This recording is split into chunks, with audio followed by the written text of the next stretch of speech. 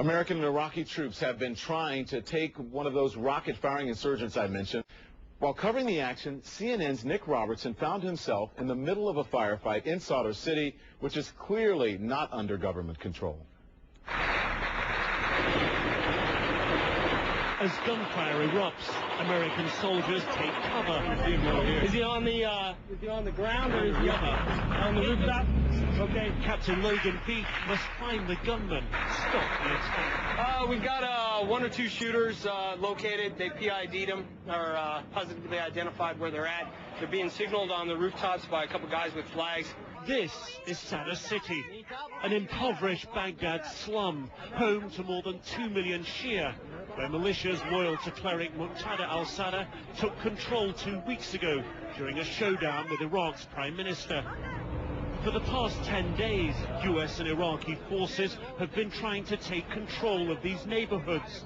Neighborhoods militias have been using to fire rockets at the US Embassy in Baghdad's allegedly secure green zone. US Army Colonel Dan Barnett under huge pressure to stop the rockets, but the militias were waiting.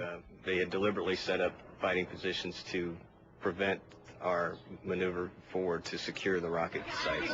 The streets torn up by the heavy fighting, militias turning the people against the US troops. They turned us into the guys that moved forward and shot innocent women and children deliberately, and that didn't happen. US forces can patrol barely 1/5 of Sadr City because of Iraqi government restrictions. About 800 yards, about half a mile up the road here, is the vast majority of Sadr City, where US troops are only allowed to go on very rare occasions. It's become, they say, an effective safe haven for the militias, from where they're able to plan and prepare their attacks. But there's one more problem here. US troops must let Iraqis take the lead in fighting the militias. Captain Beef must convince his Iraqi counterpart to go after the gunman, and it's not going well. Okay, he told me he have little forces.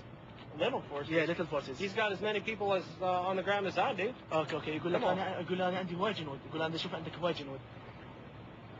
Come on. There is no reason that you cannot do this. Okay, يقول لك ماكو سبب إنهم مدهم أنت.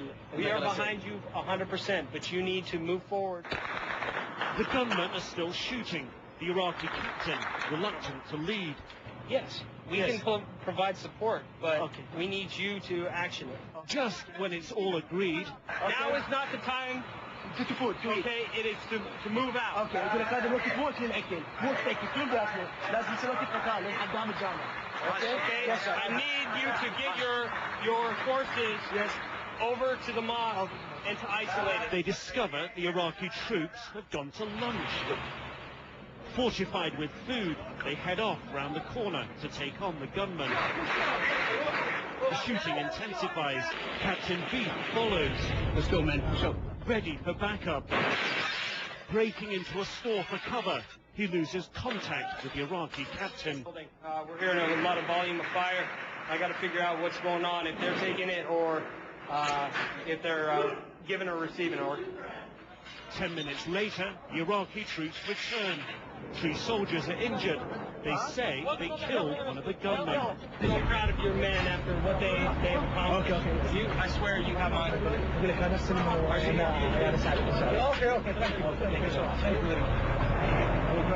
As we leave, the shooting intensifies again. The battle for control of Sadr City, a long way from being over.